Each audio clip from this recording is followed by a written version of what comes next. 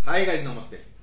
मैंने इलेक्ट्रॉनिक के बहुत सारे अलग अलग कंपोनेंट पे, फॉल्ट फाइंडिंग पे, बेसिक टिप्स के बारे में वेरिएबल वीडियो बनवाए। आज का एक बेसिक वीडियो है ट्रांजिस्टर इस पार्ट के बारे में और कुछ बेसिक इलेक्ट्रॉनिक के कुछ कंपोनेंट के बारे में। एक्चुअली मेरे हिसाब से वर्ल्ड वाइज में इलेक्ट्रॉनिक जिन 10 कंपोनेंट के ऊपर डिपेंड करता है, 10 कंपोनेंट पूरे इलेक्ट्रॉनिक सेक्टर की जान है। तो उसके बारे में मैं पहले तो थोड़ा सा बेसिक बताना चाहूंगा कि ये होता है पावर सप्लाई, इसको हम लोग एसएमपीएस बोलते हैं। ये 65 इंच सैमसंग के ओएलईडी टीवी का पावर सप्लाई है। इसमें क्या कंपोनेंट होते हैं, मतलब टीवी की बात नहीं कर रहा हूं मैं, वर्ल्ड वाइज में जितना सारा इलेक्ट्रॉनिक सेक्टर है, चाहे गाड़ी का चार्जर हो, मोबाइल का चार्जर हो, लैपटॉप का चार्जर हो, या अभी इलेक्ट्रॉनिक चार्जेबल बाइक आई या कार आई, सभी सारी चीजों में जो भी सारा एसएमपीएस डेवलप किया जाता है या बनाया जाता है वो 10 कंपोनेंट के ऊपर। पहला कंपोनेंट होता है ट्रांजिस्टर। ये होता है ट्रांजिस्टर। ट्रांजिस्टर को मोस्टली 3 टांग होती है, 3 पैर होते हैं। ये होता है कैपेसिटर। ऑलमोस्ट टेक्निकल लाइन के सारे लोगों को पता है, बट जिन लोगों को पता नहीं है, इलेक्ट्रॉनिक के बारे में जानकारी रखना चाहते हैं, उन सारे लोगों के लिए फायदा होगा, इसलिए मैं बता रहा हूँ। तीसरा होता है ये ट्रांसफार्मर बोलते हैं या इसको कॉइल कहा जाता है। ये जो दिख रहा है आपको छोटा छोटा, ये वाला हरा वाला, तो ये होता है पी। ये वोल्टेज ड्रॉप करने का काम किया जाता है। ये है ट्रांसफार्मर। ट्रांसफार्मर के जनरली 2 टाइप होते हैं, एक होता है स्टेप अप और दूसरा होता है स्टेप डाउन। तो बेसिक या इलेक्ट्रॉनिक में एक कंपोनेंट है और इसके अलावा एक कंपोनेंट होता है, इसको बोलते हैं हम लोग रेजिस्टेंस।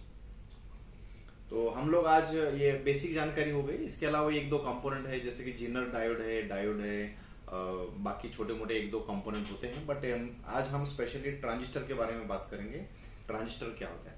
ट्रांजिस्टर एक ऐसा कंपोनेंट है इलेक्ट्रॉनिक सेक्टर में जो बहुत वेरिएबल जगह पे वेरिएबल काम करता है, अलग अलग जगह पे काम करता है। उस ट्रांजिस्टर टॉपिक पे अगर हम लोग बात करने लगेंगे तो ऑलमोस्ट हमें 1-2 घंटे भी कम पड़ जाएंगे। मैं कभी फ्री टाइम में सेपरेटली ट्रांजिस्टर पे 1 से 1.5 घंटे का वीडियो बनवाऊंगा, जो सभी यूजर के लिए वर्ल्ड वाइज ट्रांजिस्टर समझने के लिए काम आएगा।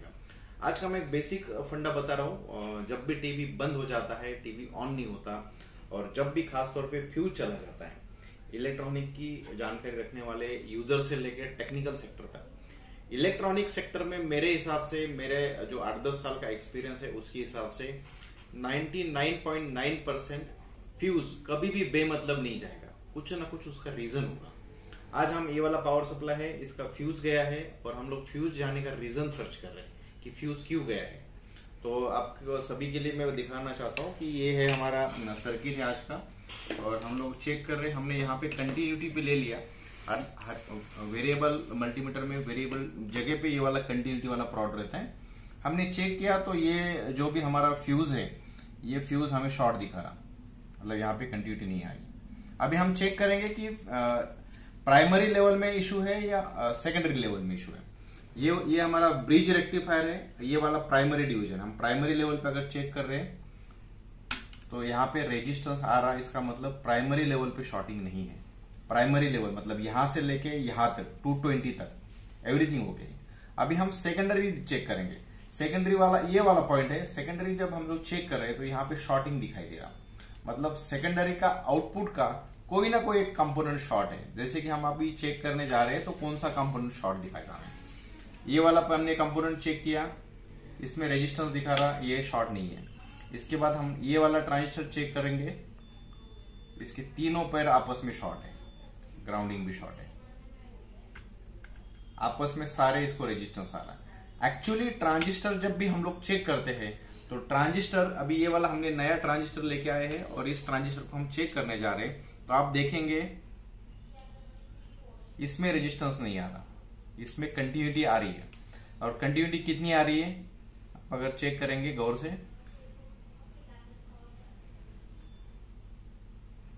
400 से लेके 600 के बीच में।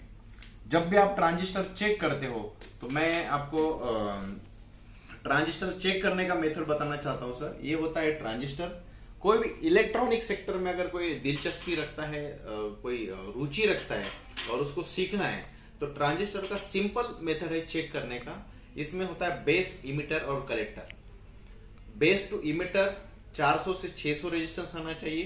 बेस टू कलेक्टर 400 से 600 रेजिस्टेंस आना चाहिए, और इमिटर टू कलेक्टर कोई रेजिस्टेंस नहीं आना चाहिए। इस पैमाने पे अगर मतलब इस सिचुएशन में अगर आपको कंटिन्यूटी सारे ट्रांजिस्टर की दिख रही है तो इसका मतलब 99.9% ट्रांजिस्टर ओके।